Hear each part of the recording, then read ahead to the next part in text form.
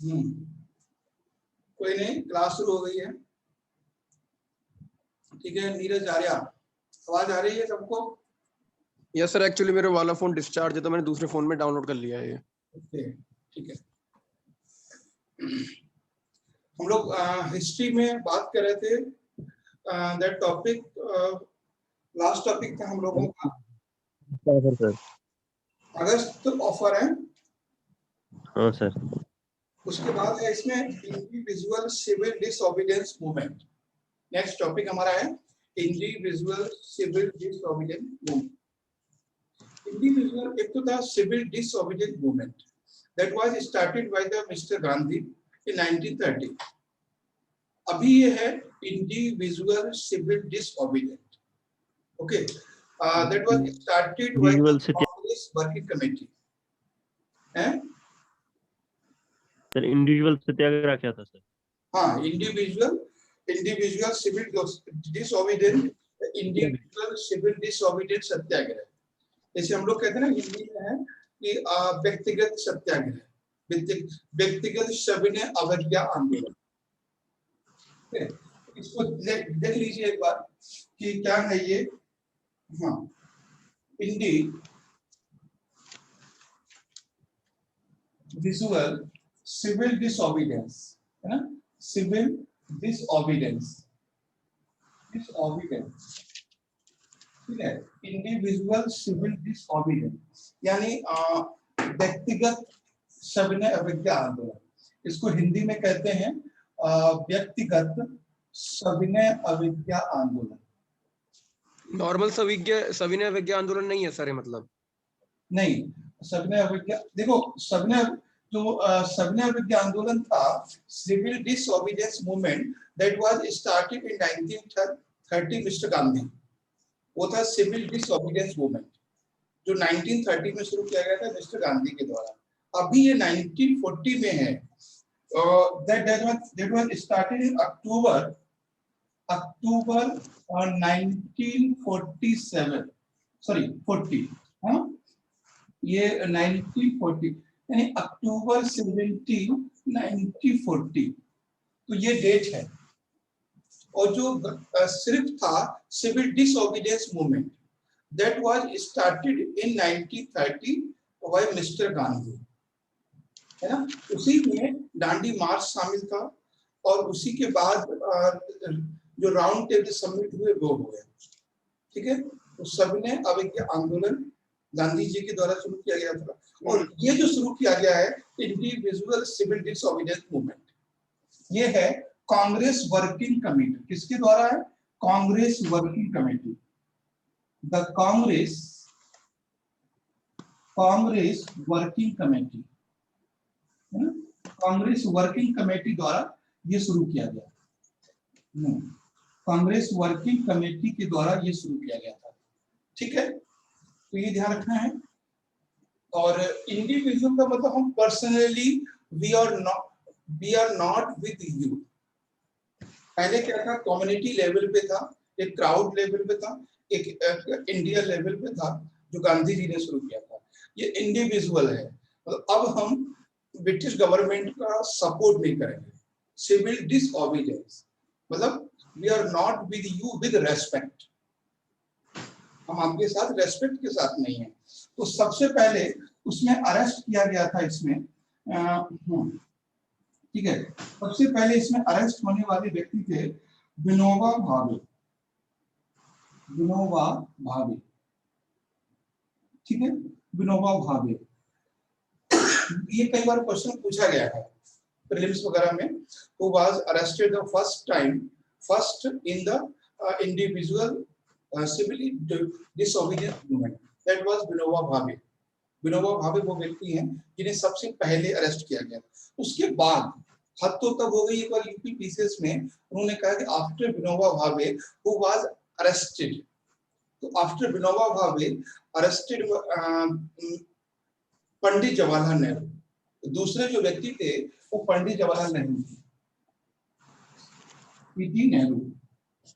That was the second person arrested, second, ठीक है। तो फर्स्ट विनोबा भावे और सेकंड, उसके बाद क्या हुआ है कि एंड पटेल, उसके बाद एंड पटेल, तो ये लोग थे जो अरेस्ट हो गए। पटेल का मतलब है सरदार वल्लभ भाई पटेल। तो कभी आपसे क्वेश्चन ये देखो क्या होता है कि जब हम भी डिस्कस करते हैं हमेशा सिविल डिसओबीडियंस मूवमेंट को डिस्कस करते हैं, ये रह जाता है। तो सिविल डिसओबीडियंस मूवमेंट है मगर ये इंडिविजुअल है। तो इसमें किस क्या क्या नाम है? First is a Congress working committee ने स्टार्ट किया, arrested the person, first Vinoba Bhave, second Pandit Jawaharlal Nehru and third is Sardar Vallabh bhai Patel. Okay, and Mahatma Gandhi suspended this movement in 1941। ठीक है, ये 1941 में 1941 में सस्पेंड कर दिया गया था, है ना, सस्पेंड कर दिया। और किसने किया ये? इसको रोक दिया गया। ठीक है, सस्पेंडेड बाय गांधी। ठीक है, गांधी जी ने इसको सस्पेंड कर दिया कब? 1941। तो ये क्वेश्चन बन सकता है, what is the individual civil disobedience movement that was started in October 17, 1940 by the Congress Working Committee. In this movement, arrested the person Vinoba Bhave, Pandit Jawaharlal Nehru, and Sardar Vallabhbhai Patel. In 1941, that movement was suspended by the Mr. Gandhi. Gandhi ji ने इसको suspend कर दिया, यानी इसको बंद कर दिया गया। कि गांधी जी इसमें बहुत बड़ी पावर थे, तो और गांधी जी ने सस्पेंड क्यों किया? और जबकि खुद उन्होंने शुरू किया था। देखो यहाँ पे दो मूवमेंट है सिविल डिसओबीडियंस, फर्स्ट मूवमेंट है सेकंड मूवमेंट। फर्स्ट है normally civil disobedience movement that was started by Mahatma Gandhi against the Britishers. The first civil disobedience movement था that was ended by the Irving Gandhi Pact. Irving Gandhi Pact हुआ था, उसके through first वाला खत्म किया गया था। ये आपसे पूछेगा कि फर्स्ट सिविल डिसओबीडियंस मूवमेंट था उसको कैसे बंद किया गया था? तो उसको बंद किया गया था गांधी इरविन पैक्ट के द्वारा। ओके, और इसे कैसे बंद किया गया? इसको गांधी जी ने खुद ही सस्पेंड कर दिया। सस्पेंड करने का रीजन ये था कि उन्होंने कहा कि जब हमारे लीडर ही अरेस्ट हो जाएंगे तो हमारा मूवमेंट आगे कैसे बढ़ेगा। गांधी जी की अपनी स्ट्रेटेजी होती थी। ओके, तो that was a civil disobedience movement. अभी आपसे क्वेश्चन जो हिडन है वो ये है कि ये क्यों शुरू किया गया? क्योंकि जो इंडियन थे they are not agree with the taken decision by the British government. So इसके लिए उसको शुरू किया गया था। Why Mr. Gandhi suspended this? तो गांधी जी ने सस्पेंड इसलिए किया कि अगर हमारे लीडर ही अरेस्ट कर लिए जाएंगे तो हमारा मूवमेंट आगे कैसे बढ़ेगा। गांधी जी ने इसको सस्पेंड कर दिया। ठीक है, तो ये है।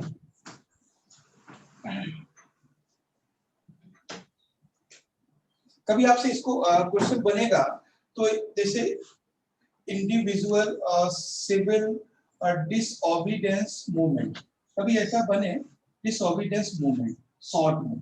ठीक है, तो कैसे आप करोगे? सबसे पहले लिखोगे व्हाट दिस मूवमेंट, है ना, व्हाट इज दिस मूवमेंट। तो दिस मूवमेंट ये है क्या, इसके बारे में आप जिक्र करोगे। तो ये मूवमेंट क्या था? तो मूवमेंट में बताओगे that was started by the Congress working committee for the individually we are not with the government of British, उसके साथ हम नहीं है। ठीक है, what was the result? Result क्या हुआ? रिजल्ट ये हुआ कि हमारे कई नेता इसमें अरेस्टेड हो गए, कई नेता हमारे अरेस्टेड हो गए, है ना। एंड लास्ट कैसे ये एंड हुआ? एंड हुआ आप समझ गए कि mister Gandhi suspended this movement. Mister Gandhi suspended this movement. Why suspended वो आप यहाँ पे लिख सकते हैं, व्हाई सस्पेंडेड दिस मूवमेंट। ठीक है, क्यों मूवमेंट को सस्पेंड कर दिया गया? तो गांधी जी का क्यों लिखेंगे आप? गांधी जी चाहते थे कि हम लोग सब साथ लड़ें, और क्या फायदा, सारे लोग जेल में पहुंच जाएंगे तो क्या मतलब है उसका। ठीक है, तो ये एक एक फॉर्मेट है जो आप शॉर्ट नोट में लिख सकते हो। What is the movement and the result of this movement and end of this movement and why suspend this movement. ठीक है, ये फॉर्मेट समझना बहुत जरूरी है। इसको लिख लीजिए कि फॉर्मेट को। नेक्स्ट पॉइंट है यहाँ पे कि Cripps mission.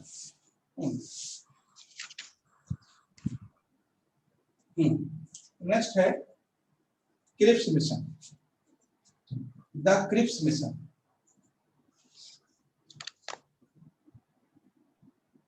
The Cripps mission, the Cripps mission.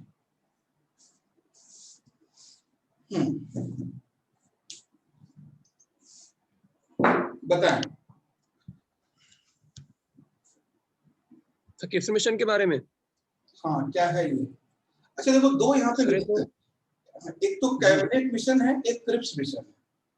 ये दोनों कैसे अलग अलग है? पहले क्रिप्स मिशन आता है, फिर कैबिनेट मिशन आता है। सर क्रिप्स मिशन के एरर्स को, बग्स को सुधारने के लिए वो कैबिनेट मिशन आया था आई थिंक। क्रिप्स मिशन की जो वो थी चीजें, उसको रिफॉर्म करने के लिए, और 1942 में आया था to make the dominion state I think. और काउंसिल में कुछ चेंजेस लाने के लिए परिषद में, पर ये कंप्लीट नहीं हो पाई थी। मतलब इसकी जो जितने भी प्रावधान थे, जितने भी प्रोविजंस थे, वो वेरी नहीं कर पा रहे थे। उसको ही सही करने, रिफॉर्म करने के लिए कैबिनेट मिशन को शायद डिप्लॉय किया गया इंडिया में। देखिए, हाँ ठीक है, पहला समझिए, कुछ चीजें ठीक है। पहला समझिए कि Cripps mission came in India in 1942, March 1942। Okay, March 1942। थोड़ा समरी को समझेंगे। British government wanted support against Myanmar. उन्होंने कहा कि अगर आप म्यांमार के अगेंस्ट हमें सपोर्ट करोगे। देखो क्या हुआ कि जो सेकंड वर्ल्ड वॉर था, सेकंड वर्ल्ड वॉर में ये था कि उन्होंने, इसमें ये कहा गया था कि आप हमें जो बर्मा के अगेंस्ट सपोर्ट कीजिए, और हम आपको after battlefield, after victory, we will give a dominion state. अगर हम जीत जाते हैं तो आप हमें, हम आपको डोमिनियन स्टेट का आपको दर्जा दे देंगे, है ना, स्टेट दर्जा देंगे। तो सबसे पहली बात थी कि क्यों आया ये? तो ये क्रिप्स मिशन आया था to get support of Indian for against the Burma, against Burma. तो पूछा गया कि क्यों आया था? तो ये भारतीयों का, इंडियन का सपोर्ट चाहते थे। वो चाहते थे कि अभी आप ब्रिटिश आर्मी का सपोर्ट कीजिए, किसके अगेंस्ट? म्यांमार आर्मी के against. After victory we will provide you a dominion state, आपको हम डोमिनियन स्टेट स्टेटस दे देंगे। गांधी जी ने, तो सर जब डोमिनियन, तो सर जब ये डोमिनियन स्टेट के लिए बोल रहे थे, तो इन्होंने, इंडिया वालों ने फिर कॉन्स्टिट्यूशन मेकिंग की भी मांग करी होगी अपनी। हाँ, तो वही तो करे गांधी जी ने ये कहा कि पहली बात तो कि ये क्या गारंटी है कि हम आपको सपोर्ट करें और आप हमें बाद के हमें कुछ देंगे, अपने वादे पे आप स्टैंड रहे। हाँ, दूसरी चीज थी कि why we accept the dominion status, why not complete freedom. Complete freedom, Purna Swaraj जिसे कहते हैं, हमें क्यों नहीं पूर्ण स्वराज दिया जाना चाहिए, डोमिनियन स्टेट हम क्यों लें? तो उन्होंने, गांधी जी ने एक स्टेटमेंट दिया था इसके लिए। तो लिखिए इसमें, सर स्टेफोर्ड क्रिप्स। कौन था इसका हेड? Sir Stafford Cripps. हाँ, स्टेफोर्ड क्रिप्स, ठीक है। सर स्टेफोर्ड क्रिप्स ये हेड था, और इसने came India to get support of Indians against Burma war, against Burma war, ठीक है, against Burma war, and after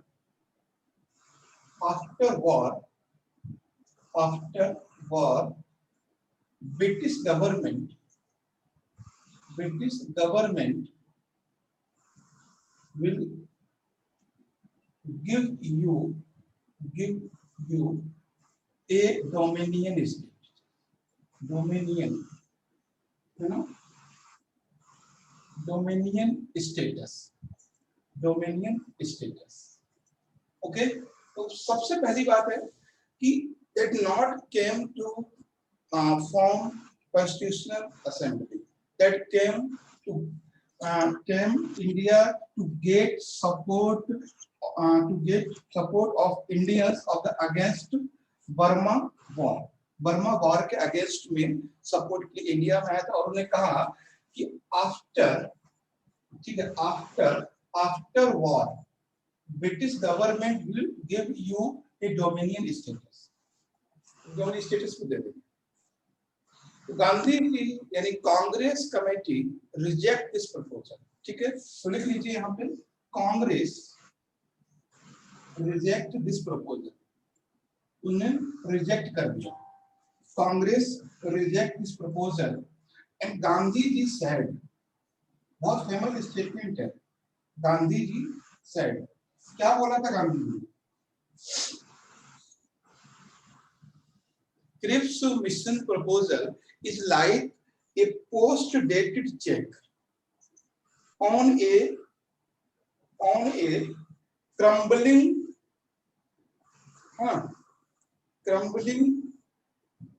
of the bank. See, post-dated check है, post-dated check, mostly यही था, post-dated check, post-dated check on crumbling bank, एक ऐसा bank जो डूब रहा है। तो उन्होंने कहा है कि गांधी जी ने ये कहा कि ऐसा बैंक है जो डूब रहा है। हिंदी में इसको बोलते हैं कि क्रिप्स मिशन एक ऐसा चेक है जिसका बैंक डूबने वाला है। क्रिप्स मिशन एक ऐसा चेक है जिसका बैंक डूबने वाला है, ठीक है। तो पोस्ट डेटेड चेक, आप पूरा सेंटेंस को नहीं याद रखना चाहें, इतना लिख लीजिए, सुन लीजिए, पोस्ट डेटेड चेक। तो पोस्ट डेटेड चेक का मतलब यही है कि कोई आगे की डेट का इन्होंने हमें चेक दे दिया है और जिसका बैंक जो है वो डूबने वाला है। तो इसलिए गांधी जी ने बोला था, बोला ये कोई मतलब नहीं है इस चीज का। तो finally Cripps mission was failed for this on purpose, ये फेल हो गया। फाइनली क्वेश्चन जो बनेगा वो ये बनेगा कि Cripps mission came to form the constitution assembly, no, Cripps mission came to India for the give the freedom proposal, no, ना तो वो फ्रीडम प्रपोजल देने के लिए आया था और ना ही वो कॉन्स्टिट्यूशन असेंबली को फॉर्म करने के लिए प्रपोजल देने के लिए आया था, और ना ही वो कोई डिस्कशन के लिए आए थे। वो केवल ये आए थे, इतनी सी बात कहनी थी कि you support us in the during the war and after war we will provide you dominion status, इतनी सी बात थी, ठीक है। और इसको गांधी जी ने या अदर जो हमारे लीडर ने, उन्होंने सबने रिजेक्ट कर दिया कि that proposal is not the acceptable.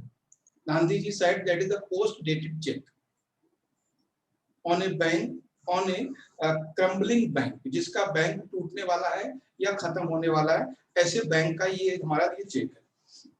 तो ये है, तो अगर हम इसको बहुत शॉर्ट फॉर्म में लिखेंगे तो सीधे सीधे कैसे लिखेंगे समझिए। क्रिप्स मिशन सबसे पहले लिखेंगे फॉर्मेट में व्हाट, ठीक है। सबसे पहले what is the Cripps mission, है ना। तो Cripps mission is a delegation sent by the British government, simple सा form. Cripps mission is a delegation, एक डेलीगेशन है, एक प्रस्ताव है जो ब्रिटिश गवर्नमेंट के द्वारा भेजा गया है, ठीक है। व्हाट इज द प्रपोजल, है ना, व्हाट इज द प्रपोजल, और प्रपोजल क्या, यानी जो प्रस्ताव थे वो क्या थे। वो प्रस्ताव लिख लीजिए, 2-3 प्रस्ताव थे, ठीक है। और उसका इम्पैक्ट क्या हुआ, इम्पैक्ट ये हुआ कि दैट प्रपोजल वाज रिजेक्टेड, ये प्रपोजल को रिजेक्ट कर दिया गया कांग्रेस ने और भारतीयों ने, बोला कि नहीं ये कोई मतलब नहीं है। ठीक है, ठीक है अल्ताफ, कोई दिक्कत, कोई doubt? Neeraj? No sir, no. तो सर ठीक है, तो ये है इम्पैक्ट इसका। ये हुआ कि लोगों को समझ में आ गया ये लोग हमें सिर्फ बेवकूफ बना रहे हैं, जो हमारी तो बेसिकली ये फेल हो गया। हाँ, वो ये नहीं कर पा रहे। तो सर इसके फेल होने के कारण? फेल होने का कारण यही था कि we need complete freedom, we are not. हम लोग कोई भी ब्रिटिश गवर्नमेंट, गांधी जी ने क्या बोला था? गांधी जी ने कहा कि हम बर्मा से निपट लेंगे, आप चले जाइए। वो कह रहे थे कि बर्मा है, इधर जापान है, ये सारे लोग आप पे अटैक करने वाले हैं और हम आपको सुरक्षा दे रहे हैं, ठीक है। तो उन्होंने कहा हम बर्मा से भी निपट लेंगे, हम जापान से भी निपट लेंगे, हम रशिया से भी निपट लेंगे, हम चाइना से भी, हम सब सारी चीजें कर लेंगे, आप सिर्फ इंडिया को छोड़ के चले जाए। तो प्रॉब्लम ये थी कि हमारी मेन डिमांड थी कांग्रेस और मुस्लिम लीग की, उस पर वो कंसिडरेशन नहीं कर रहे थे। और हमारी जो मेन डिमांड थी वो दो डिमांड थी, ठीक है। पहली डिमांड ये थी कि we want our own constitution, हम अपना कॉन्स्टिट्यूशन चाहते हैं। और दूसरी डिमांड मुस्लिम लीग की तरफ से थी। मुस्लिम लीग की डिमांड ये, हाँ सर, इसमें मुस्लिम लीग ने भी शायद इसको एक्सेप्ट नहीं किया था। नहीं, किसी ने एक्सेप्ट नहीं। जो मुस्लिम लीग थी उसकी डिमांड थी we want to nation. Demand ही वो तो अपना अलग नेशन मांगा था हमेशा से। हाँ, वो कह रहे थे वी वांट ए नेशन, हम अपना नेशन चाहते हैं। हमें कोई मतलब नहीं है कि आप कहीं भी रहो, हमें हमारा पाकिस्तान दे दो, बात खत्म, हम अपना देख लेंगे। तो ये था। और कभी देख तो रहे हैं सर पाकिस्तान अपना। पाकिस्तान ले लिया उन्होंने अपना। और तो सबसे बड़ी चीज थी कि वो लोग जो कांग्रेस वाले थे, तो कांग्रेस थी, वो उस समय भी पावरफुल थी। एक सेंटेंस आता है कि why not discuss British government to the Muslim League. क्यों मुस्लिम लीग से उन्होंने डिस्कस नहीं किया? क्योंकि मुस्लिम लीग जो है बहुत कम लोगों का रिप्रेजेंट करती थी। आपको पता है कि नहीं, फाइनली जो डिसीजन लिया गया था टू नेशन का, that were taken decision by the Congress, not British government. Government के द्वारा नहीं लिया गया था, ब्रिटिश गवर्नमेंट के द्वारा नहीं लिया गया था। That decision taken by the Congress. और कांग्रेस में स्पेशली पंडित जवाहरलाल नेहरू और सरदार वल्लभ भाई पटेल ये लिया गया था। तो प्रॉब्लम ये थी कि जो 1947 एक्ट है उसको ये लोग एक्सेप्ट नहीं कर पा रहे थे। अगर उसको एक्सेप्ट नहीं कर पा रहे थे तो आगे चीजें और बढ़ती जा रही थी। तो पटेल साहब ने कहा कि अब ये लोग चाहते हैं कि नहीं चाहते, अब हम खुद चाहते हैं कि दो नेशन बन जाए। बहुत सारी यहाँ उलझाऊपन है, थोड़ा सा इसको क्लियर समझ लीजिए।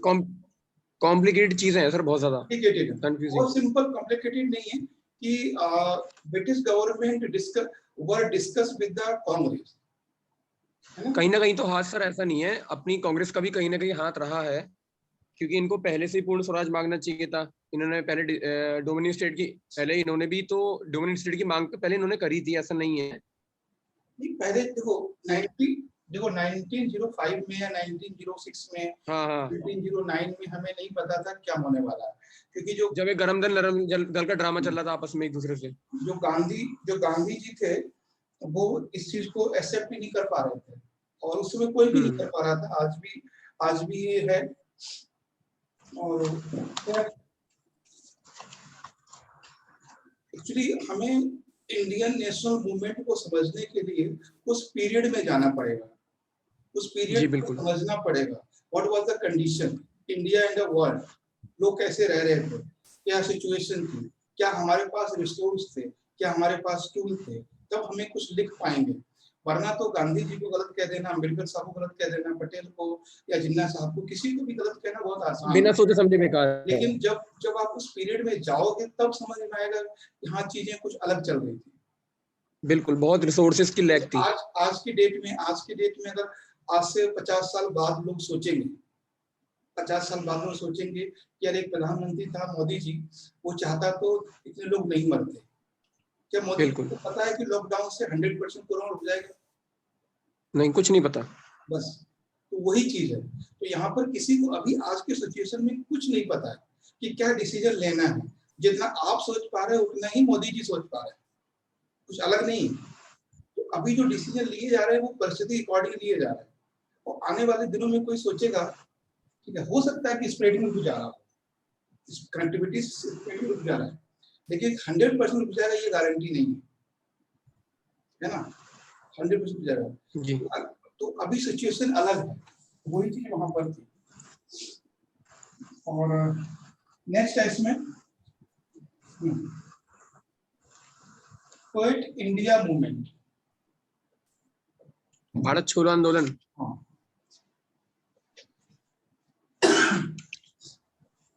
एक क्वेश्चन आया था कि क्विट इंडिया मूवमेंट कब शुरू हुआ, क्यों हुआ? After 42 fail the Cripps mission, Cripps mission जब फेल हो गया तब ये हुआ।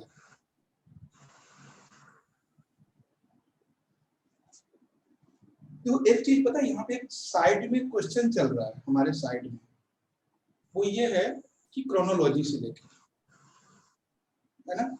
फर्स्ट क्रोनोलॉजी आज की बात करें तो पहला आया इंडिविजुअल सिविल डिसोबीडियंस मूवमेंट, उसके बाद आया क्रिप्स मिशन, उसके बाद आया क्विट इंडिया मूवमेंट, उसके बाद आया कैबिनेट मिशन। आपने कई बार देखा यहाँ पर क्वेश्चन बना देते हैं हम लोग क्रोनोलॉजी, जी जी। तो इस चीज को भी माइंड में रखना है कि पहले क्या हुआ है उसके बाद क्या हुआ। अपने क्रोनोलॉजिकल ऑर्डर भी माइंड में सेट करके रखना ही है। हाँ ये क्वेश्चन बन सकता है। जैसे कल हम लोगों ने, जैसे कल हम लोग डिस्कस किया अगस्त प्रपोजल क्या था वो डिस्कस किया, उसके बाद पाकिस्तान रेजोल्यूशन क्या था वो डिस्कस किया, उससे पहले फिर गवर्नमेंट ऑफ इंडिया एक्ट 1935। तो देखो कैसे कैसे चल रही थी क्रोनोलॉजी।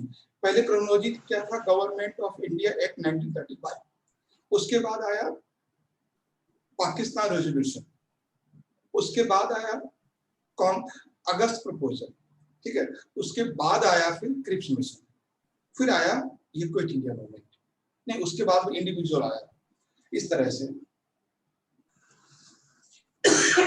ठीक है, तो कभी आपसे क्वेश्चन बन सकता है कि ये क्विट इंडिया मूवमेंट क्यों शुरू करना पड़ा गांधी जी को।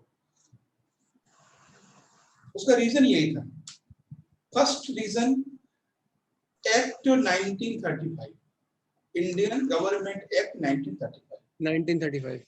Indian government act 1935 give a proposal for a dominion status, okay, not a two nation, not a complete freedom। तो पहला रीजन था कि 1935, दूसरा रीजन था कि individual civil disobedience movement. Individual civil disobedience movement में क्या हुआ कि लोगों को अरेस्ट किया जाने लगा, नेटवर्क प्रॉब्लम है ना, तो कुछ अरेस्ट लोगों को अरेस्ट किया जाने लगा। नेटवर्क प्रॉब्लम क्या? यस अल्ताफ क्लियर है? सर क्लियर है। हाँ, तो मतलब पूछेगा कि what was the reason, what was the cause of the quit India movement. तो क्विट इंडिया मूवमेंट के ये सारे कॉज हैं। उसके बाद क्या था, अगस्त प्रपोजल, उसमें भी ये हुआ, अगस्त प्रपोजल में भी डोमिनियन स्टेटस था। फिर था फाइनली क्रिप्स मिशन। तो मतलब चीजें 1935 से लेकर क्रिप्स मिशन तक चली आ रही थी। They are all against the Indian government, Indian Congress या इंडियन पीपल। वो सारी की सारी चीजें इंडियन पीपल के अगेंस्ट थी, ठीक है। तो ये था, तो सारे प्रपोजल आप लिख सकते हो। तो यहीं पे सीधे सीधे लिख सकते हो कॉजेस क्या थे, कॉजेस में वो सारी चीज आप डाल दोगे जो हमने बताई, सारे पॉइंट डाल सकते हो, एक्ट 1935 और इस तरह से, ठीक है। फिर आप देखते हैं कि ये कब शुरू किया गया क्विट इंडिया मूवमेंट। ये शुरू करना था किसने? 8 अगस्त, ठीक है, 1940। मेरी ऑनलाइन क्लास चल रही है, मुझे थोड़ी देर बात करूंगा। ठीक है जी सर जी। हाँ, हमने पूछा कि what was the cause of quit India movement. तो जितने हमने कॉज बताए हैं आपको 1935 या कांग्रेस प्रपोजल या क्रिप्स, वो सारी चीजें लिख सकते हो। सेकंड पॉइंट है what was the date of the quit India movement. तो date was 8 August 1947। Question 2018 asked in UPSC, who started the Quit India movement? Who started? Mr. Gandhi started the Quit India movement, but not led by Mr. Gandhi. ध्यान दीजिएगा, Mr. Gandhi started the Quit India movement, but not led by the Mr. Gandhi. क्योंकि उनको they are arrested in 7th अगस्त, 7 अगस्त को उनको arrest कर लिया गया था। हुआ क्या था कि बहुत दिनों से ये मीटिंग चल रही थी कि अच्छा एक काम करते हैं, अब एक मूवमेंट चलाते हैं, सारी बातें छोड़ दो, अब हम बोलते हैं कि भारत छोड़ो, अब हमें कुछ नहीं चाहिए, अब हमें आपकी कोई एडवाइस नहीं चाहिए, कुछ नहीं चाहिए, simply we want to go back your home, आप अपने घर चले जाइए, क्विट इंडिया कर दीजिए, आप भारत को छोड़ दीजिए। इसकी पूरा जो मूवमेंट का जो प्रपोजल है वो गांधी जी ने रेडी किया था। अगर पूछेगा हु स्टार्ट, तो स्टार्ट बाय मिस्टर गांधी, ठीक है। अच्छा, लीड किसने किया? हैं? लीड किसने किया? एक्चुअली ये एक ऐसा मूवमेंट है जिसका लीडर कोई नहीं था। अच्छा, ये ऐसा मूवमेंट है विदाउट लीडर मूवमेंट। हाँ, क्योंकि हुआ क्या था, जैसे मान लीजिए 8 अगस्त को जैसे अभी कोई घटना होनी है, जैसे हम आपसे बोले हाँ। कल आप आ जाना, सुबह मॉर्निंग हम आपको 5 बजे मिलेंगे, और फिर वहां से पूरी प्लानिंग हो पूरे दिन, और फाइनली हमें शाम को अरेस्ट कर लिया जाए, हम कुछ भी हम मतलब वहां पे प्रेजेंट ना हो पाए, तो मूवमेंट तो चलना ही था। तो जैसे जैसे पहले प्लानिंग में सारी चीजें, मूवमेंट तो ऑन है बट वो लीडर नहीं है, लीडर नहीं। तो जहां जहां पूरी इंडिया में मूवमेंट था, एक ऐसा मूवमेंट था कि पूरी इंडिया फैला हुआ था। अब एक लीड गांधी जी के अरेस्ट होने से मूवमेंट तो बंद नहीं होना था, तो क्वेश्चन यही था टू लीड दिस मूवमेंट, तो किसी ने इसको लीड नहीं किया था, और जहां जो लोग थे वहां अपने से चला रहे थे, ठीक है। तो गांधी जी अरेस्टेड हो गया।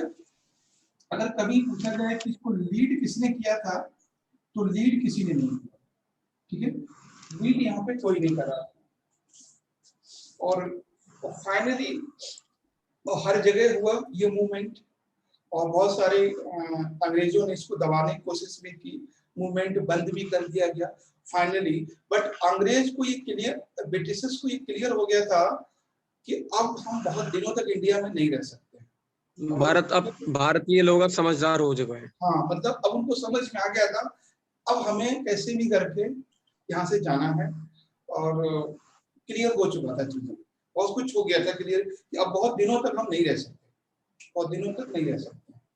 और ब्रिटिशर्स तो बहुत स्मार्ट थे, ये बात तो सही, बहुत स्मार्ट थे, बहुत एडवांस सर, वो आज भी बहुत एडवांस है, 50-60 साल आगे इंडिया से आज भी। आप समझिए उन्होंने इतना एक्सप्लॉइट किया हमारे लिए, मतलब हर तरह से, economically, physically, politically, politically, economically, socially, religiously, हर जगह से।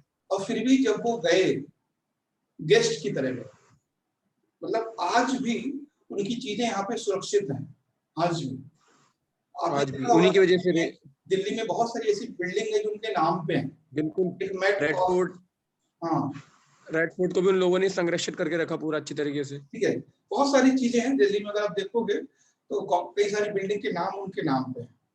तो मतलब वो जब गए छोड़ के, तो ऐसा नहीं है कि लुटेरे की तरह आए थे, लुटेरे की तरह भाग गए, तो बाकायदा पूरा कंप्लीट करके चीजों को गए थे, और उसके सिविलाइज्ड लोग थे। हाँ, बहुत सलीके से गए, वो भागे नहीं थे, वो सलीके से गए। तो उनको एक तरह से हर प्रपोजल उन्होंने दिया इंडिया के लिए या पाकिस्तान के लोगों के लिए, लास्ट तक उन्होंने सपोर्ट किया, और फ्रीडम के बाद भी वो लोग, उनसे रिलेशन खराब नहीं हुआ हमारा, ठीक है। तो एक तरह से ये था सर। 1942 में हुआ था सर, 1942 में हुआ था सर। हाँ, 1942 में हुआ था ये,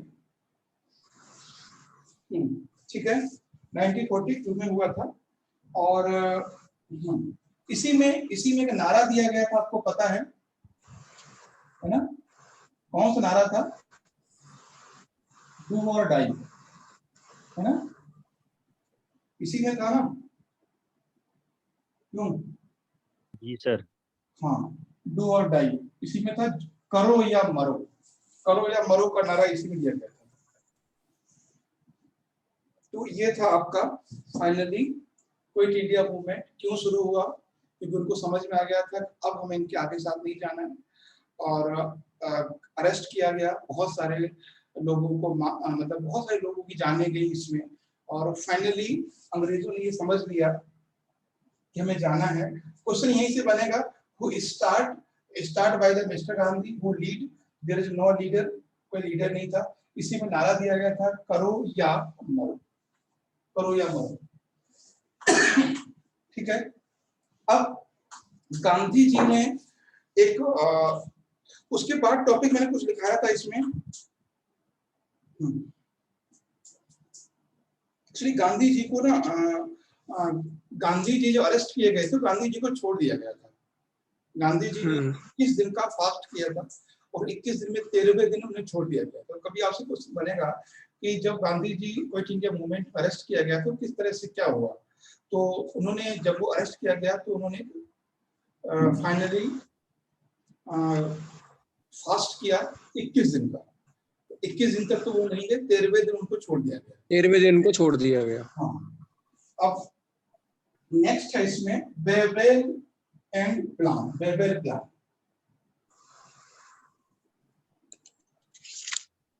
एक काम करते हैं नीरज, अल्ताफ, हम लोग मीटिंग आज एक ही रखते हैं और टेस्ट सीरीज करेंगे हम लोग 3:45 पर, 3:45 बजे, ठीक है।